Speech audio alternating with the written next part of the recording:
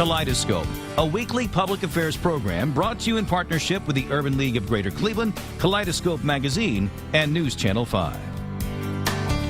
Good morning, everyone, and welcome to the broadcast today. And what a broadcast we have for you. The Lorain Arts Council is comprised of individuals who nurture and enhance the arts in Lorain County. Its president, Antonio Barrios, is here to tell us more about the organization. He'll also talk about the galleries in downtown Elyria and in Lorain featuring the work of local up-and-coming artists. Later on, we'll hear from Deborah Osgood of Achievement Centers for Children. She'll talk about a most excellent race, as it is called, which benefits Camp Cheerful. And on the broadcast after that, Dr. Constance Longmire will talk about her mother's dementia and about her book, I Miss Talking to You. We'll talk to Constance Longmire. Good morning. I'm Leon Bibb. This is Kaleidoscope. And so we begin with Antonio Barrios, who's president of the Lorain Arts Council from Lorain County. Good to have you with us, Antonio. Well, thank you. Thank you so much for having us here. Tell me about the mission of the Lorain Arts Council. What do you do? Well, the mission of Lorain Arts Council is to try and help enhance and promote the arts in Lorain County. We particularly look for the young or the new artists just getting into the field of art and try to help and move their career along. Yeah. Why did you see a need to start this organization? Well, there had always been kind of a sketchy past of art in Lorain, but it never really solidified. And we came in, and actually the organization has been around long before I came in. I just joined in, but I decided kind of to take a focus into getting a permanent focal point in a community where the artists could come together and talk and develop their art, and also to help create an art center. Man cannot live by bread alone. You need art in one's life as well. Yes, and by the sweat of your brow. Right.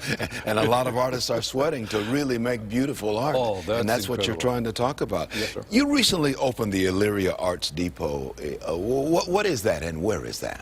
That's in downtown Elyria. It's at 336 Broad Street. That was thanks to a lot of help from Mayor Brenda, who actually facilitated us coming there. But we had been talking for a while on how Lorain Arts Council, we are county-wide, so after about 3 years of being in Lorain, we wanted to start moving out to the rest of the county, and we selected Elyria as our first outreach to the community. What kind of art are you talking about? Are you looking at all kinds of art when you talk about the Lorain Arts Council?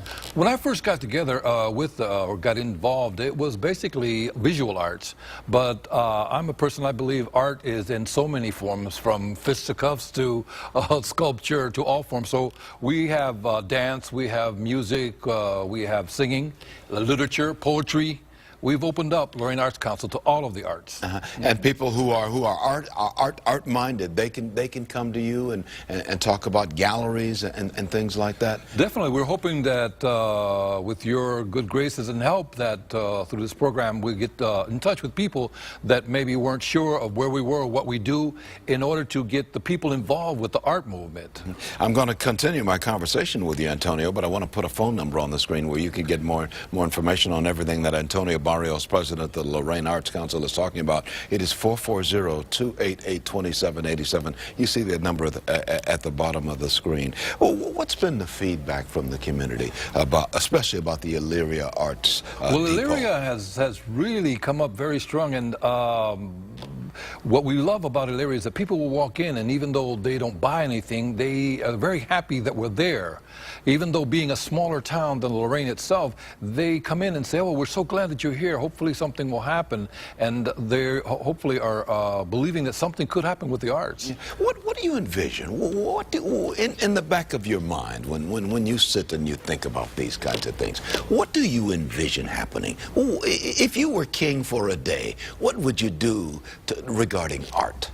I would make art in the center of our community. Art as a means of expression, art as a means of economic development. As we look at Cleveland, and we always use Cleveland as a model, Cleveland has been doing a wonderful job with the arts, and it's been giving back to the community. There's a lot of development and prosperity behind the arts, and that's what I would help. Obviously, the arts can't do it all, but make it become one of the pillars of the community, where that would always be there and open, and help develop the communities with art. We are seeing cutbacks in schools, educational programs of art across the country. I'm not going to speak specifically about any particular school district, but generally we are seeing cutbacks in some areas. How does that affect our children if they cannot get those art classes in elementary and middle and high school? Well, we believe strongly that really affects them negatively, because art is another aspect to learning. There's a group out there called STEM, which are interested in the science and technology and things, and that's wonderful. I think that should be done. We'd like to see STEM change from STEM to STEAM, adding the A of arts in the word STEM and make that part of the core curriculum for schools. It's so important. Art helps a person think outside of the box, think laterally, and problem solving. Art enhances your life personally, right, Antonio? Oh, yes, it does. I love art. I've started to learn how to paint, which I never did before. Oh, I've painted white walls and things like that, you know. Yeah, we've all done that. Around the house, but it's been incredible. And I think one of the things that stimulates me and other people is that being with other artists, the creativity begins to flow, and then we learn from each other. I've worked on a couple of murals that we've done in the city of Lorain, doing a beautification program, and I've learned to work with art and paint, and it's like, you're never too old to learn. You know, former President George W. Bush has taken up painting now. He's doing a lot of art and finding a great deal of satisfaction now that he's left the White House in his art. I guess we all can can benefit from that kind of thing. I think we all have art in us, all are creative. Some people have the ability to touch that and work with it instantly and work with it on a daily basis. Other people need to work with it, and maybe it might not be a painting, but it could be something else. But the artistic creativity is part of the human nature. It's art just having you here talking about art. It makes us all feel better, because I think we all need art. Antonio Barrios, president of the Lorain Arts Council. The number is 440-2888. 288 and 2787, as you see at the bottom of the screen. What's the address in Elyria? It's in Elyria, it's 336 Broad Street, Elyria, and Lorain is 737 Broadway. We will stop by. I sure hope to see you there. And see the art. Many thanks, Antonio. Oh, thank you, sir. We appreciate it. It is my pleasure. Taking a break right now. This is Kaleidoscope. I'll be right back in just a moment. You're in touch with Kaleidoscope, and I'm glad to have you with me today. The Achievement Centers for Children hosts its annual A Most Excellent Race, which benefits Camp Cheerful. Vice President of Development and Marketing, Deborah Osgood, is here to tell us more about the organization and about this annual event. She's one of our regulars here, Deborah Osgood. How are you, Deborah? I'm well, Leon. Good to be here. Yeah. Tell me, refresh our memories on the mission of the Achievement Centers for Children. Sure. Well, we exist to make sure that children with disabilities and their families can be all they can be. We really want to enable and empower families and children with disabilities to grow, to learn, to play, and to achieve in lifelong within society. And with that in mind, you have a lot of programs that you do which follow through on that mission, right? That's right. Yeah. That's right. We have programming in education. We have programming in therapy services, educational programs as well. We have family support, social work services, as well as camp, recreation, and adapted sports. We serve about 4,000 children with disabilities and their families every year. Speaking of camp, you've got Camp Cheerful. We do, Camp Cheerful. What happens at Camp Cheerful, and where is it? Well, Camp Cheerful is located right off of Route 82 in Strongsville, and all of the typical camp experiences that a child might experience happens at camp, but it's in a very adapted and supported environment. So for these kids? For children with disabilities, a wide range of disabilities. So families can bring their children to overnight camp, and they can swim, they can do horseback riding, they can have arts and crafts, campfires, all of those fun things that people might remember from their own childhood. Ah, yes, I remember it well. So you've got to raise money, and you've got to raise awareness about what the Achievement Centers for Children does, and also Camp Cheerful. That's right. So you've got what she gave me something. It says, set your pace for a most excellent race. Right. We're looking at some photographs, by the way. These apparently from Camp Cheerful, That's right? We'll take a look at those as you and I talk. What is this, set your pace for a most excellent excellent race? Well, we are excited to have our Most Excellent race coming up on June 22nd, and it's one of our major fundraisers to raise money and awareness for our Camp Cheerful. And what happens at this race now? This is a foot race. It is a foot race, and it's a walk as well. So the hardcore athlete has an opportunity to come and do a 5K run or a 10K run. And then there's also a family walk, a 5K walk. And we have people that come with children in strollers and pulling wagons, and lots of opportunities for all kinds of athletes. And this is set for Sunday, June the 22nd. Starts at Beaumont School in Cleveland Heights, which is right there at the intersection of Lee Road and Fairmont. Fairmont. That's right. Lee Road and Fairmont. That's right. You know, with a big stone wall around it. You know it That's when you right. get it. I've passed it a million times. And the run is fun because it goes right through the historic Cleveland Heights neighborhood, so it's a good route for the runners. So what can people do to get registered for this race on Sunday, June the 22nd? Registration starts at 7:30 and the race begins at 9 o'clock. Right. It's very easy. They can go right onto our website, and it's achievementcenters.org race. And they could also call 216-292-9700. But the website's the best way to go. It's easy to sign up and to also support another runner or another team and to fundraise as well. We've got that number on the screen, and we'll keep that for a little bit. That number on the screen and the website is there as well, achievementcenters.org. This is really family-oriented. When you're talking about the children, you're also talking about the mothers and fathers and the rest of the people in the family as well. That's right. That's right. We're a very family-focused organization, so all our services are really focused on both the child or the client, but also that whole family, their community, their doctors, their teachers. We know children don't get raised in a vacuum. They're raised as part of a family and part of a community. So we really provide services for that whole support center. Deborah, you know you are making a difference in the lives of these youngsters, don't you? That's got to warm your heart and warm the hearts of the children too. Sure, sure. We always say that if you think you're having a bad day, you just go down to our therapy services and watch a 3-year-old try to stand up for the first time, and it really puts a perspective on things. And there's a lot of achievement going on at the Achievement Centers. You've got a group called the Friends Group of the Achievement Centers for Children. You're always looking for more friends to come in. What do the Friends do? Well, our Friends is our young professionals group, and they really take ownership of the race. So they do everything from pulling in our volunteers, logistics, setting up that day of, getting corporate sponsorships. They really make the race a success. And on this race, we're trying to raise money. I mean, all of this is to raise money for the kids. And it's a $20 registration. The day of the race, it's a $30 registration. That's right. That's right. But if people go on your website, they can register early.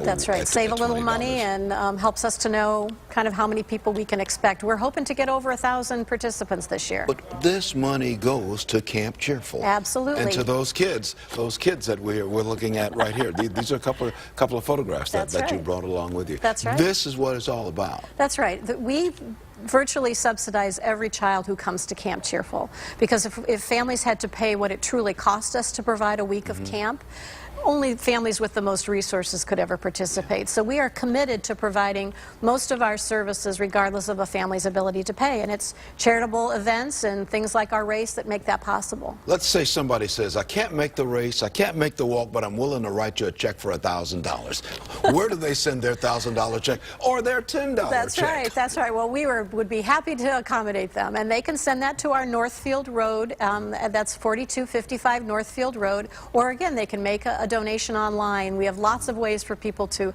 support us in a variety of ways. And that address is 4255 Northfield Road. That's our kind of headquarters facility. And the zip code? 44128. Okay, so if people can really get on board with this, because we're really talking about the children. Right, right. We really need those charitable gifts to help bridge the gap between what we can bring in other resources and what it really costs us to provide those services. Well, thank God and thank goodness for the Achievement Centers for Children. Thanks, and what you're doing. Thank you. Thank goodness that you're there too. Deborah Osgood, who's Vice President of Development and Marketing for the Achievement Centers for Children. And once again, the big race is going to be Sunday, June 22nd, Beaumont School in Cleveland Heights, and the race begins at 9 o'clock. And if you get on the website right at the bottom of the screen or make a phone call there, you get more information. We hope to see all your viewers there. It'll be a good thing. Thank you. It'll be a good day. And we pray for sunshine. Yes, we always do. We've been really lucky with great weather. We continue our prayers. That's right. Okay, thank you, Deborah. Thanks, Leon. I'm going to take a break. This is Kaleidoscope. I'll be right back with how a mother mother's dementia impacted a local family.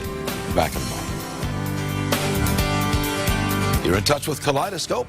I'm Leon Bibb. Dr. Constance Longmire recently published her book, which chronicles her mother's dementia and the impact it has had on her family. Dr. Longmire is here to talk about this very personal story. She's a PhD, author, on the faculty at Kent State University. Absolutely, yes, Good sir. to have you with us, Constance. Thank you. Thank you so much. Yeah, I love the title. I miss talking to you. And you've got a photograph of some folks on the front cover here. That's got to be Mom and Dad. Oh, yes. Those are my lovely parents, Yeah. Mamie Peak and Harvey Peak. And they're gone now. Yes, they're gone. They're gone. My mom passed last year of an awful disease called dementia. And with that, I chronicled every aspect of the journey that I went with her. Yeah. And I penned it, put it in a book. What were you trying to say when you wrote about your mom's dementia? I was trying to say how I really miss her. I went back to childhood to when I come from a large family. There's 12 of us, and so I went back to the time where Mom made an apple pie. So I tell childhood stories where the apple pie, and I had to go to the dentist, and so Mom made an apple pie not really sweet, because she wanted me to take some of the apple pie and be able to enjoy it with the rest of the family. So the rest of the family complained, but yet Mom said, nope, this is for you because you had to go to the dentist and I want you to be able to eat the pie. So it's stories like that, and also how to be a caregiver. I really focus on caregiving and the importance of a caregiver, because they are really our unsung heroes, how important it is for us to care for caregivers. I love your dedication in the book here, I Miss Talking to You by Constance Longmire. Her dedication is to Mama and Daddy. I miss talking to you. I thank my God for every remembrance of you. Absolutely. And that's what it's about, right? Absolutely. We all have memories, be it good or bad, but we want to focus on the impact that our parents had on us. My dad was one of the first African-American workers, business owners, entrepreneurs in Twinsburg Township. And when he had an asphalt business, and I really wanted to learn about business and things like that. And I would bug him to death, like, really show me, and he would say, go in the house and learn how to cook. And I was like, what? But stories like that, and it helped me be who I am today. So really, I do miss talking to them many times, and I do talk to them in my heart. And you are a doctor of philosophy, a PhD on the campus at Kent State University. Your parents, were they the impetus, were they the inspiration for you to go off to college after high school? My parents, both of them, did not graduate from high school. So when I graduated from high school, they were very enthused, very happy. And when I told them I wanted to go to a university, they were in my corner and supported me 100%.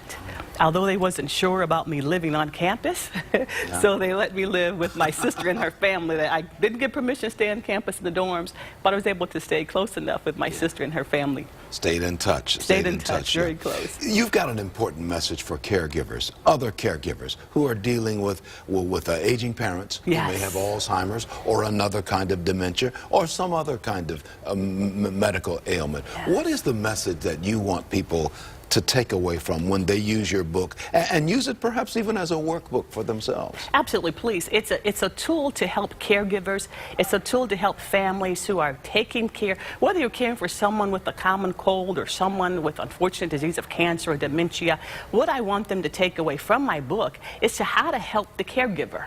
The caregiver gives their 110% in caring for that loved one, caring for their loved one. I want them to give the caregiver a break. And I want the caregiver to understand it is okay to say I'm tired.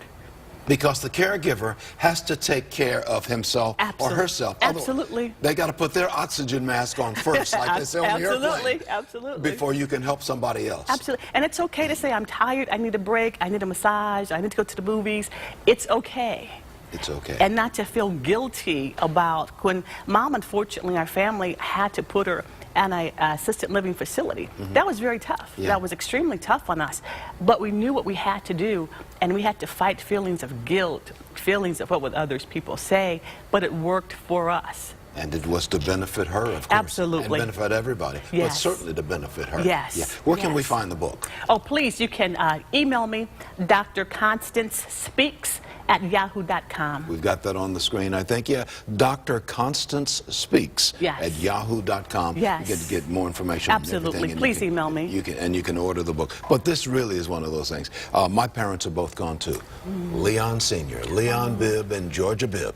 They're both gone now, but they're in my heart. Absolutely. And Absolutely. we took care of them all the way to their final days. God bless you. And because of that, they were there. I feel no guilt or anything. See? I did what was supposed to be done. See? And Absolutely. as you've done what was supposed to be done. Yes. Okay. Yes. Well, thank you, Dr. Constance Peak Longmire, PhD, Thank you Kent so State much. University. Yes. Tell everybody at Kent we said hi. I certainly will do that. Go Flashes. You go Golden Flashes That's right. of Kent State University. Thank you, Constance. You're welcome. Thank you, sir. What a treat it is to talk to her. This is Kaleidoscope. I'm going to be right back in just a moment with Marsha Maccabee of the Urban League. When you see that morning exchange graphic, that means Marsha Maccabee, president of the Urban League of Greater Cleveland, is in the house. Hey, Marsha. Glad to be in the house, Leon. Yeah, glad to have you here, too, as always. What are you thinking about today? Well, today I'm thinking about, remember in our last segment that aired, I talked about the fact that I was going to be sharing with the audience over the next few weeks a number of tips and bits of information around education. So we're going to sort of make this an education focus over the next few weeks. So what I want to talk about today is that the Urban League is doing something really exciting. We're holding something called Parent Circles.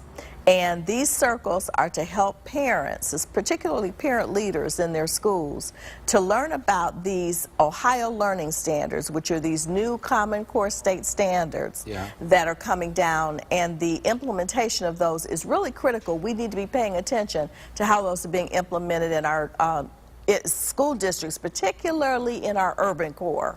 So you're talking to the parents now. We are. So the parents are on board with what's going on in the schoolhouse. Absolutely. Because the kids don't always come and tell them what's going on in the schoolhouse. Absolutely. And if they do, they tell it from their perspective, right? So they need to know from both the parent, from both the school's perspective as well as the child's perspective, so they can help the child to navigate appropriately and to be important. You know, one thing that I like that we're teaching in our parent circles is we're teaching about ABCs. And what we're telling parents is these are things in your control. A is for attendance, B is for behavior, and C is for completion of assignments. So we want our parents to get on their ABCs to make sure that our children learn their ABCs and that they can do very well in school. In our final 15 seconds, where are you doing this? At the Urban League of Greater Cleveland at 2930 Prospect Avenue. Right at the corner of East 30th and Prospect in Cleveland. Absolutely. Okay. Thank you, Marsha. Thank you, Leon. Words of wisdom always from Marsha Maccabee. I'm Leon Bibb. Take care. Kaleidoscope, a weekly public affairs program brought to you in partnership with the Urban League of Greater Cleveland, Kaleidoscope Magazine, and News Channel 5.